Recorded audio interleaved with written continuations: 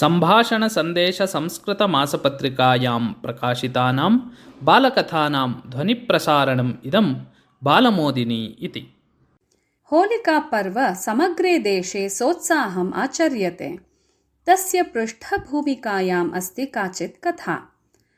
होलिका हिरण्यकशिपोः भगिनी। हिरण्यकशिपुः विष्णुद्वेषी। मम शासनकाले केनापि भगवन्नाम न जपनीयम् इति तस्य आज्ञा आसीत्। किन्तु तस्य पुत्रः प्रह्लादः एव विष्णोः महाभक्तः आसीत्। हिरण्यकशिपुः पुत्रस्य एतत् आचरणं न असहत। सः पुत्रं बहुधा बोधितवान्, किन्तु ततः किमपि प्रयोजनं न सिद्धम्। अतः सः चिन्तितवान् यत् पुत्रः मारणीयः एव इति। किन्तु एतदर्थं कृताः प्रयत्नाः अपि सफलाः न जाताः। अन्ते तेन निर्णीतं यत् भगिन्याः होलिकायाः साहाय्येन पुत्रः अग्निना दग्धव्यः इति।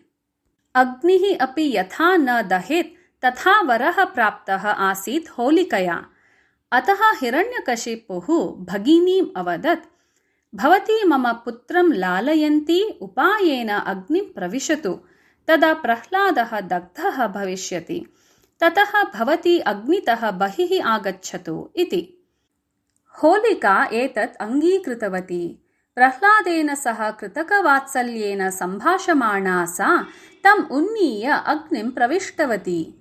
वरस्य नियमः आसीत् यत् एकाकितया प्रविष्टां ताम् अग्निः न दहति इति।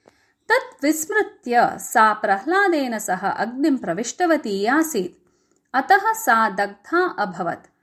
विष्णोः अनुग्रहस्य कारणतः प्रह्लादः कामपि पीडाम् अप्राप्य हसन् अग्नितः बहिः आगतवान्। अयमेव प्रसङ्गः अद्य होलिकापर्वरूपेण आचर्यते।